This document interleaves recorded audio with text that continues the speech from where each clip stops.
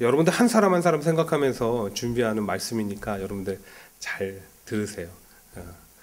제가 어떤 다른 조건들 생각하면 사실 말씀 준비하는데 마음이 흔들려서 할 수가 없습니다. 근데 여러분 한 사람 한 사람을 귀하다고 생각하니까 준비하는 말씀입니다.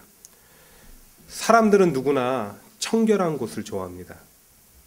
그러나 저절로 깨끗해질 수는 없죠. 가만히 있어도 먼지는 쌓이고 또 무엇을 하든지 간에 쓰레기는 생깁니다. 그래서 청소를 합니다. 그런데 청소는 단순한 그 청결함뿐만 아니라 감춰진 힘이 있습니다. 우리가 생각하는 것보다 청소라는 것이 가지고 있는 놀라운 힘이 있다는 겁니다. 1969년 미국 스탠포드 대학의 필립 짐바르드 교수가 주장한 브로큰 윈도우, 그러니까 깨진 유리창 법칙이라는 것이 있습니다. 이것은 한 가지 실험을 통해서 얻은 결과인데요. 아주 치안이 불안한 골목에 자동차 2대를 본닛이라고 하죠. 그 앞에 앞 덮개를 열어놓은 상태로 둡니다. 그리고 2대 중에 한 대를 일부러 유리창을 깨놓는 거예요. 그리고 나서 일주일 후에 가보면 유리창을 깨놓았던 그 차는 타이어나 배러리 같은 것들이 다 사라진 것은 물론 낙서에다가 거의 고철에 가까운 상태로 변해 있다는 것입니다. 그러나 그냥 열어만 두고 유리창을 깨트려 놓지 않은 그 차는 그대로 보존됐다는 거예요. 비슷한 예로 1980년대 뉴욕은 연간 60만 건의 이상의 중범죄로 시달렸습니다. 그때 나토가스 대학의 갤린 교수는 뉴욕시의 흉악범죄를 줄이기 위해서 한 가지 제안을 하는데 지하철역에 있는 낙서를 지우는 것입니다. 그 결과 지하철역에서 낙서가 지워지는 것만큼 범죄율이 점점 줄어들더니 3년 후에는 80%나 급감했다는 겁니다. 또 일본의 경우는 한 청소 봉사단체에서 유흥가들 있잖아요. 유흥가들의 지속적으로 정기적으로 청소를 하니까 거리가 깨끗해진 것은 물론 그곳이 질서가 유지됐다는 좋은 결과가 있습니다. 이 모든 예를 통해서 우리가 알 수 있듯이 청소는 우리에게 청결함뿐만 아니라 무언가를 지키고 보존하고 또 새롭게 해주는 힘이 있다는 겁니다. 지난주 우리는 예수님의 예루살렘 입성 장면을 함께 살펴보았습니다. 그것은 왕이 큰 전쟁에 승리하고 돌아오는 무슨 개선식도 아니었고요. 그렇다고 일반 왕들처럼 말을 타고 옆에서 기마병들의 호의를 받는 그런 입장의 장면도 아니었습니다. 예수님이 십자가를 지시기 위해서는 반드시 예루살렘 입성을 하셔야 되니까 그 과정의 하나로 하나님 말씀에 순종해서 겸손하게 나귀 새끼를 타고 그렇게 들어오셨습니다. 근데 사람들은 이제 그 모습을 보면서 종려나무 가지 흔들고 호산나 호산나 찬양하면서 막 환영을 했어요. 근데 그것을 통해서 아마 모르긴 몰라도 예루살렘 전체에 예수님이 오셨다는 것이 다 알려지게 되었을 것입니다. 그러면서 자연스럽게 사람들이 갖는 궁금증이 있죠. 예수님 그렇게 들어오셨는데, 예루살렘에 오셨는데 과연 제일 처음 무슨 일을 하실까? 제일 처음 무슨 일을 하실까? 사람들이 궁금해했습니다. 이것은 저의 개인적인 궁금증이기도 했습니다. 아마도 제자들을 비롯한 대부분의 사람들은 당시 예수님을 정치적인 메시아로 생각했습니다. 로마의 지배를 받고 있었기 때문에. 그래서 당장이라도 막 예수님이 혁명을 일으켜가지고 로마의 관리들 다 끌어내리고 야 자유다 자유다 대한독립 만세 그런 것처럼 뭐 예루살렘 이스라엘 만세 이렇게 외쳐주기를 원했을 수도 있고요. 그거 아니더라도 뭔가 해결되는 것처럼 막 정치적인 활동을 하는 것을 기대했을지도 모릅니다. 만약에 이것저것도 아니라고 한다면 그들이 생각지도 못하고 상상할 수도 없는 막 놀라운 기적들을 펼쳐서 더 많은 막 인기를 얻기를 그렇게 기대했을지 모릅니다.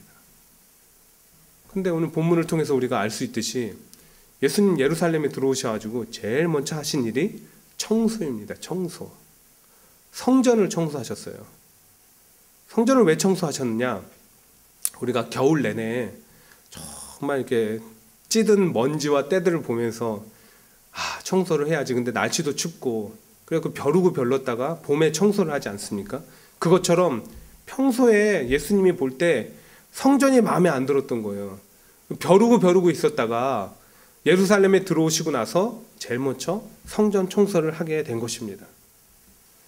그리고 그 일을 통해서 성전을 새롭게 하고 온전히 보존하고 지키고 싶으셨던 것이죠.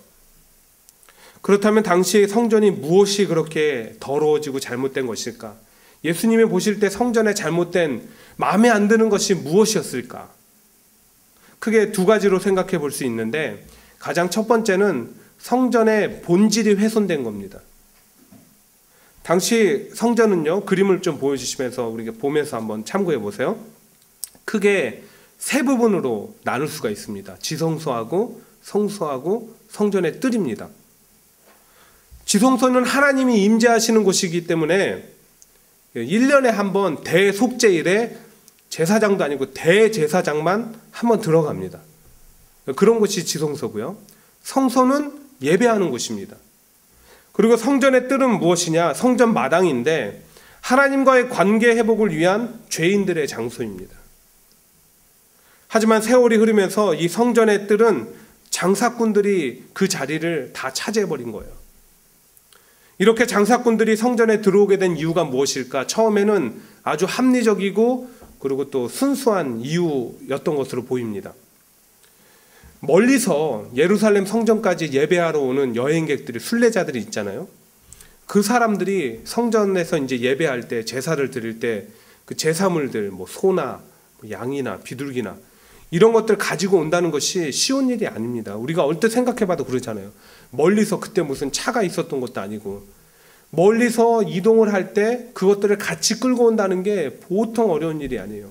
가축들도 먹여야 되고 물도 먹여야 되고. 그러니까 좀 그 제사 때 제물을 편리하게 준비할 수 있도록 해보자, 그런 방편에서 처음에는 그게 시작이 됐죠. 근데 누가 봐도 이것은 가장 확실한 돈벌이 수단 아닙니까? 가장 확실한 자기 수입원이 보장되는 일 아닙니까? 그러다 보니까 이 성전 뜰에 자기 자리를 마련하려고 사람들의 경쟁이 높아지고 웃돈이 오간 거예요. 그 웃돈이 오가는 상황 가운데 이 성전 뜰에 자리를 마련해 주는 사람들이 제사장인데, 타락한 제사장들이 거기서 이득을 취하기 시작하는 겁니다.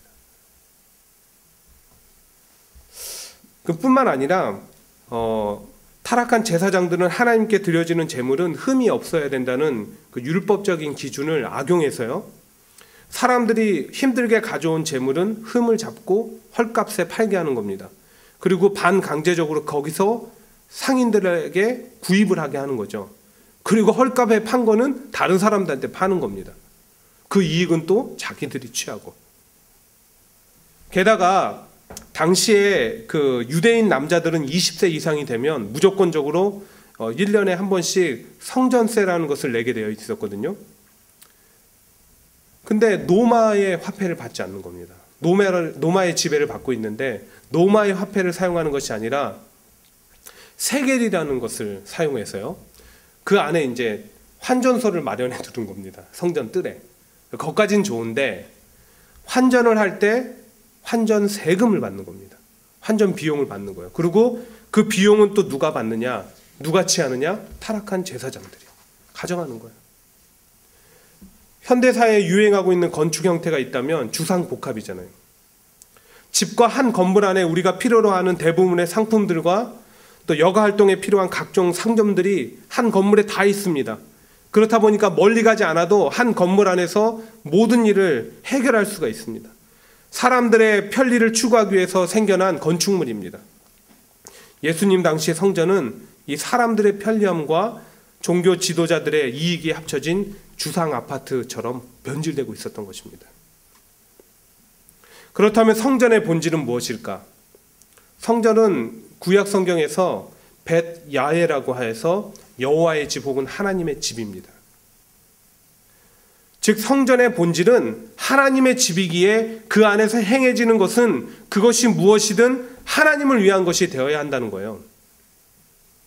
하지만 예수님 당시 성전은 타락한 제사장과 몇몇 상인들로 인해서 더 이상 하나님의 집이 아닌 자기 이익과 배부름을 위한 곳으로 변질되고 있었습니다. 더욱이 그들의 행동은 하루 이틀 된 것이 아니었습니다. 때문에 예수님은 언젠가 정리해야 되겠다는 생각을 갖고 계셨던 것이죠.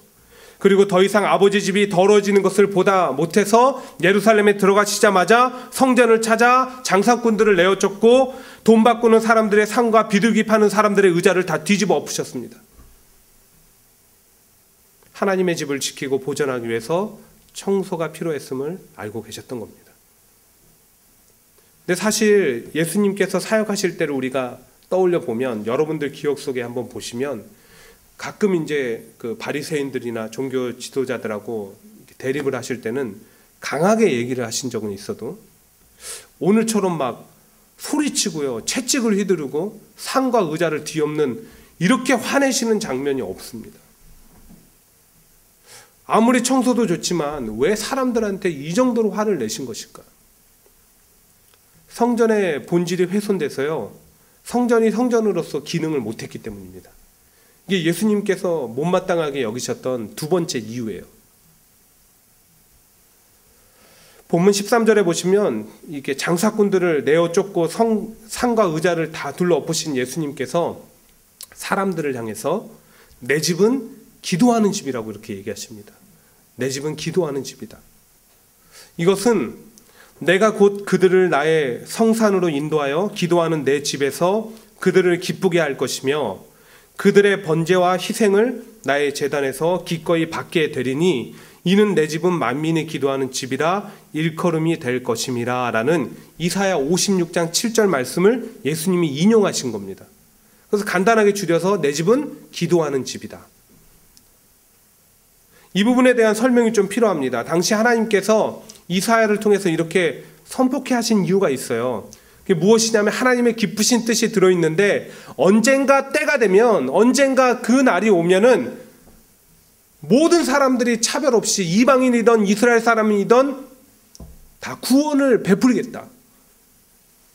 그 말은 즉슨 뭐예요? 언젠가 또 때가 되면 온 세계에서 하나님을 예배하는 날이 올 것이다. 만민이 기도하는 집이라고 그렇게 성전을 칭하신 이유가 거기에 있었던 거예요. 점점 그렇게 되고 있잖아요.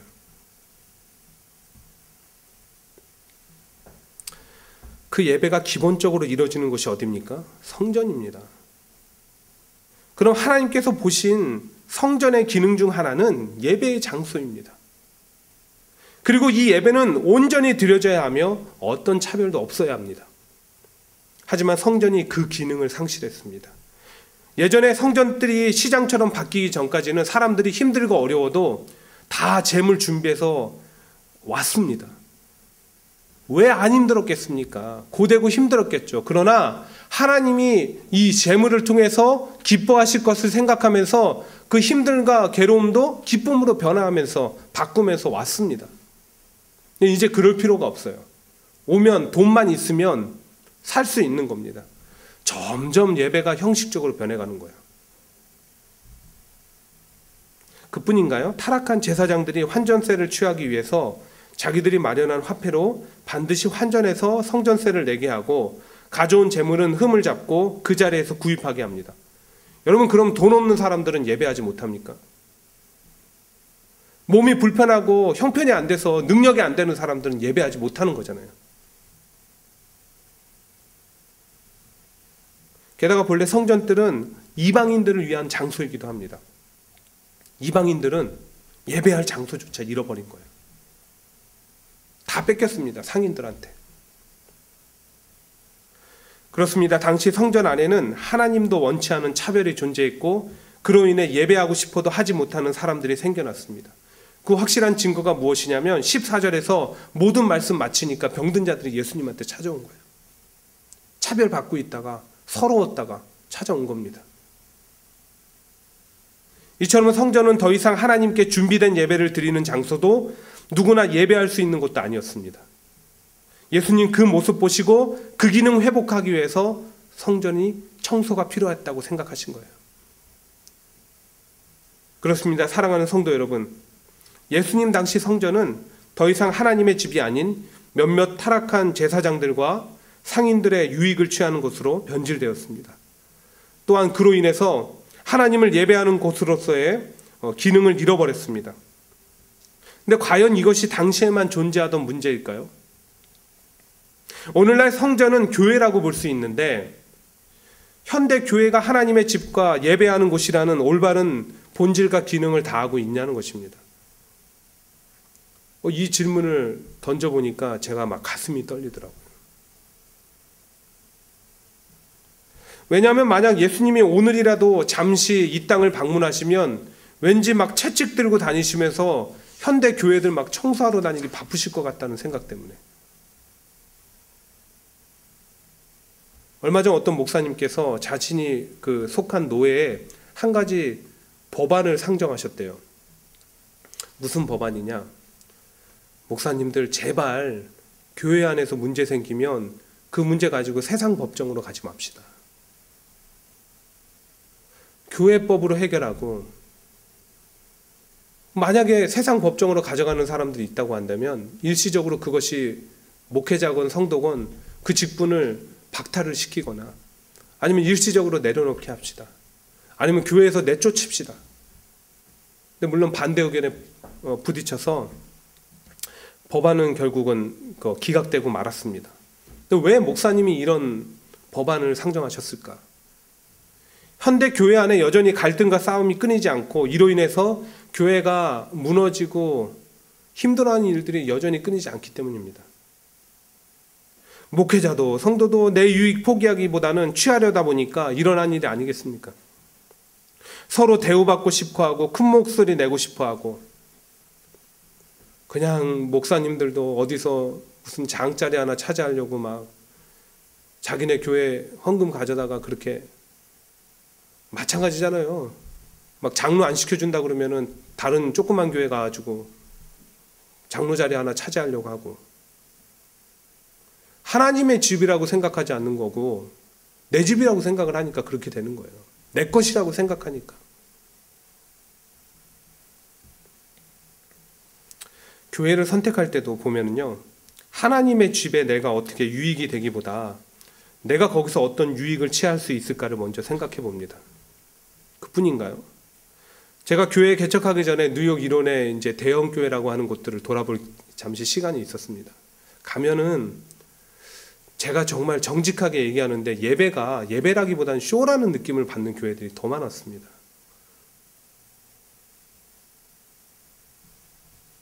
그런데 사실 이런 이야기들 다 필요 없습니다. 다른 교회들은 우리 관심사가 아니에요. 우리 교회만 온전히 쓰면 되는 겁니다. 우리 교회가 어떠냐는 거예요. 우리 교회는 교회의 본질과 기능을 다하고 있냐는 겁니다. 제가 그 현대 교회를 향해서 이런 동일한 질문을 던졌을 때 가슴이 떨리지만 우리 교회를 향해서 던져보니까 일주일이 힘든 거예요. 하나님이 원하는 모습이 지금 우리 교회 가운데 별로 없다는 거죠.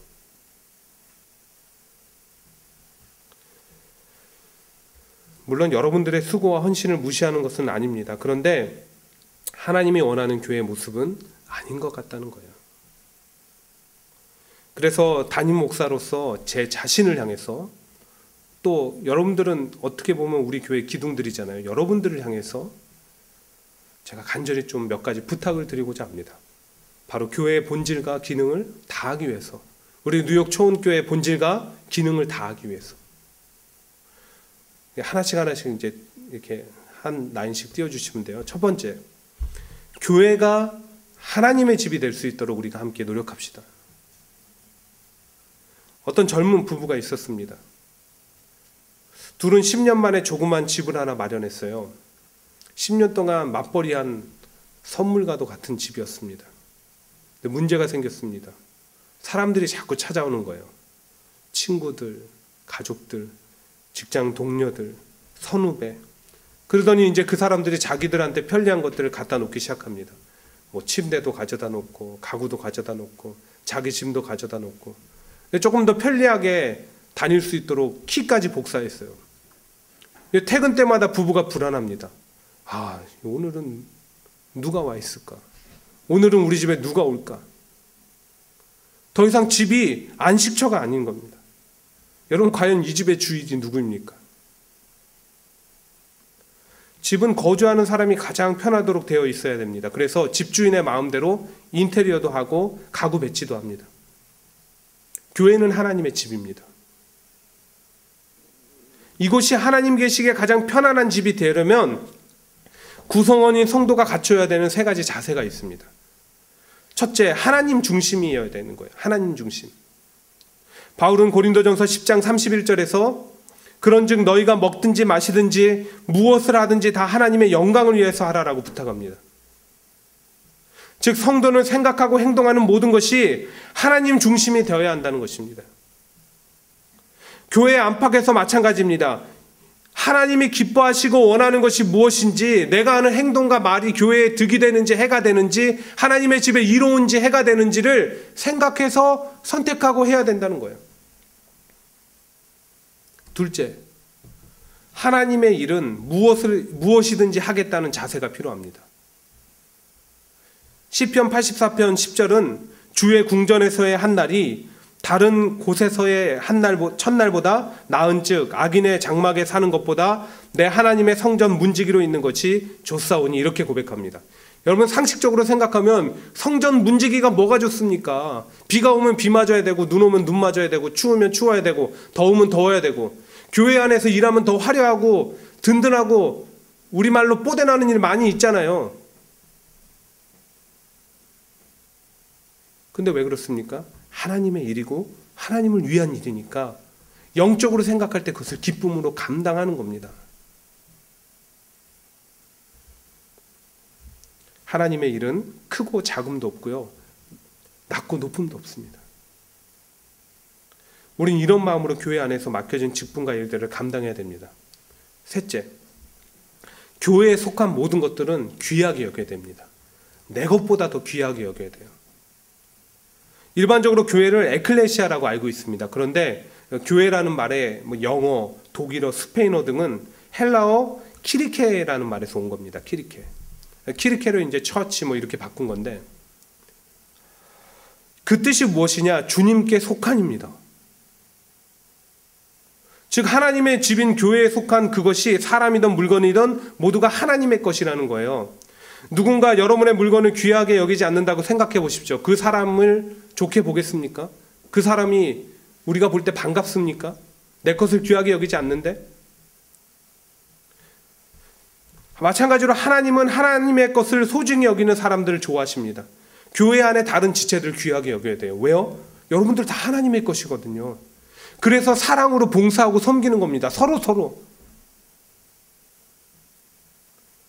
또 물건 하나를 만지고 쓸 때도 귀하게 다뤄야 됩니다. 예전에 제가 클 때 권사님들이나 집사님들 보면 교회 의자건 이런 강대상이건 이거든 그렇게 닦아요. 기도하는 마음으로 닦으신대요. 왜? 하나님의 것이니까. 근데 아무렇게나 다루고 흩어져 있어도 먼지가 쌓여도 관심이 없다면 그 사람이 과연 하나님의 것을 귀하게 여기는 사람입니까? 사랑하는 여러분, 다시 한번 부탁드립니다. 우리에게 주신 이 교회가 하나님의 집이 되도록 날마다 하나님 중심으로 생각하고 행하고, 하나님이 원하시면 무엇이든 하겠다는 자세를 갖추고요, 교회에 속한 모든 것을 귀하고 또 소중하게 여길 수 있게 되기를 간절히 축원드립니다. 두 번째, 교회의 본질과 기능을 회복하기 위한 부탁은 예배의 중심이 되어야 된다는 겁니다. 그러니까 교회에 나오는 최고의 목적, 최우선의 목적이 예배가 되어야 된다는 거예요. 지금 여러분들을 향해서요, 제가 지금 아침에 교회 오실 때 기대하는 마음으로 나오셨습니까? 라고 물으면 정직하게 네 라고 쉽게 대답할 수 있는 사람 별로 없습니다. 여러분들만의 문제가 아니라 현대 교회가 가지고 있는 문제입니다. 교회에 나오는데 예배가 가장 최우선의 목적이 아니기 때문입니다. 그럼 예배의 목적을 두는 삶은 무엇이 필요할까? 어떻게 하면 예배의 목적을 두는 삶으로 변화될까? 이거 제가 두 가지만 얘기할게요. 첫 번째는 준비하십시오. 무엇이든지 준비한 사람과 그렇지 않은 사람은 다릅니다. 준비한 게 아까워서라도 어떤 일이든 최선을 다합니다. 내가 숙제 정말 열심히 다 잘해갔는데 그날 숙제 검사 안 해봐요. 그렇게 억울한 거 없어요. 예배도 마찬가지입니다. 오늘 예수님 준비되지 않은 예물 드리는 것을 조장하는 사람들과 또 그런 상태로 예배하는 자들을 보고 분노하시면서 성전을 뒤집으셨습니다. 우리 모두 준비된 마음으로 일찍 나와 온전히 예배에 임하는 자들이 되기를 소망합니다. 둘째, 예배를 통해서 하나님과 교제하십시오. 현대사회에 간직하고 있는 문제 중에 하나가 대화가 단절되는 거예요. 스마트폰과 같은 것들이 자꾸 생기기 때문인데 가끔 화면에 나오잖아요. 가족들이 밥을 먹고 있으면 어디 식당을 가면 다들 자기 그 스마트폰 본이라고 정신이 없고 누군가하고 대화하면서도 카톡을 합니다. 근데 이런 문제가 현대 교회 안에서 예배 가운데 이루어지고 있는 거예요. 예배에 집중하지 못합니다. 그러다 보니까 예배를 통해서 하나님하고 교제한다는 것이 이해가 안 돼요. 그런 노력도 없고 경험도 없기 때문에. 영어로 예배를요, 서비스라고 합니다. 온전히 하나님을 위해서 이 시간 봉사하는 겁니다. 근데 건성건성 드리는 예배가 여러분 하나님을 위해서 최선을 다한 봉사라고 말할 수 있을까요? 요즘 드는 생각이, 우리가 이렇게 이 정도 수준으로 여기는 하나님이 우리를 구원하셨다고? 이런 코미디가 없는 것 같아요. 내가 정말 예수님이 나를 위해서 피를 흘리시고 나를 구원하셨다는 생각이 있다라고 하면 내가 그분을 이렇게 대하지 못할 것 같아요.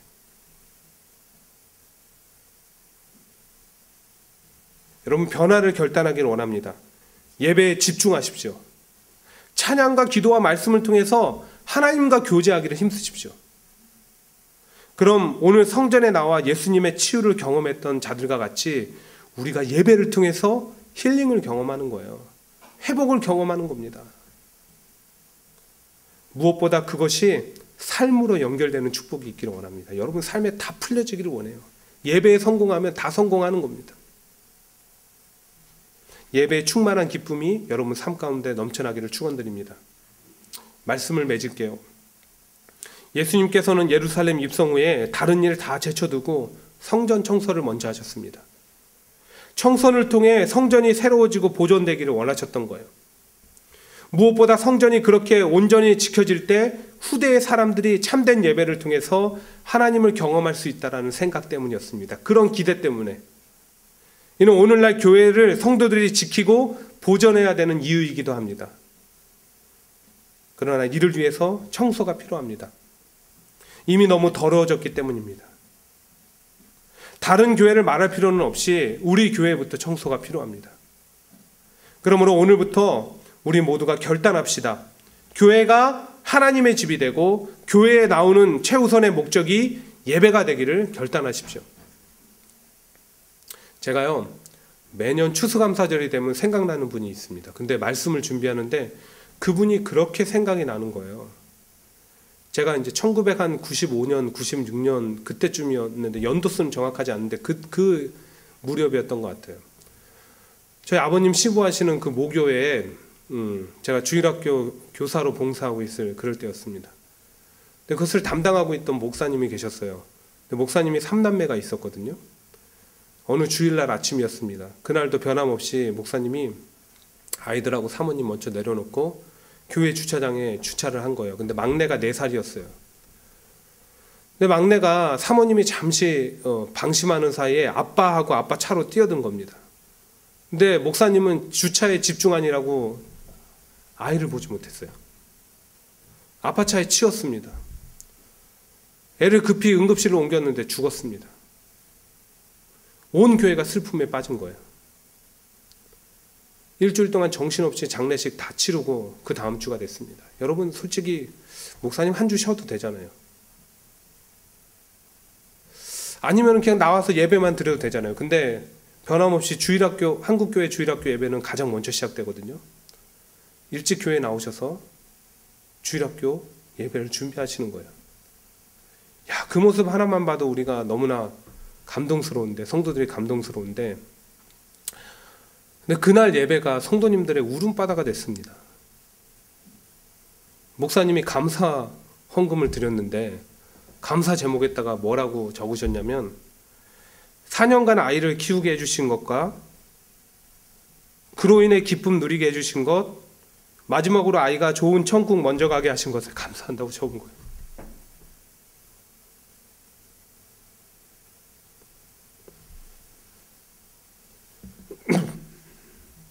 앞에서 제가 말씀드렸듯이 목사님 한 주 쉰다고 누가 뭐라고 할 사람 없거든요. 아무것도 안 하셔도 그 주는 뭐라고 할 사람이 없습니다. 근데 그 감사 제목을 통해서 보듯이 하나님께 중심 있는 사람들은 다른 거예요. 교회가 소중하고 그 교회를 통해서 하나님이 주신 직분과 사명이 소중한 겁니다. 그걸 지키기 위해서 오신 거예요. 이 교회 안에 저를 비롯해서 우리 안에 그 목사님과 같은 분이 있을까요? 우리가 교회를 지키고 보존하기 위해서는 먼저 내 안의 청소가 필요합니다. 내 안에. 바울이 우리 몸이 성전이라고 그랬거든요. 각자의 삶이 하나님의 집이 되는 것을 방해하고 그분의 를 예배하는 삶을 방해하는 것이 있다면, 그분의 말씀과 뜻을 따르는 것을 방해하는 것들이 있다면 먼저 우리 자신을 청소해야 됩니다. 다 버려야 돼요. 내 안에 하나님이 없는데 이 교회 안에 하나님이 계실 수가 없어요. 이 교회를 지킬 수가 없는 겁니다. 여러분, 우리 청소합시다. 내가 바뀌면 모든 것이 달라집니다. 내가 바뀌면 모든 것이 다르게 보여요. 그리고 이 교회는 혼자 지킬 수 없습니다. 저 혼자 지키는 것도 아니고 아내하고 지키는 것도 아니고 우리 전사님하고 지키는 것도 아닙니다. 여기 있는 분들과 나오지 않는 사람들이 함께 지켜야 되는 거예요. 여러분들이 여러분만 만족해서는 안 되잖아요. 우리가 성장해서 언젠간 우리 같은 사람들을 또 키워야 되잖아요. 어쨌든 우리가 함께해서 이 교회가 하나님의 집과 예배하는 곳이라는 본질과 기능을 지켜나갈 수 있게 되기를 간절히 축원드립니다.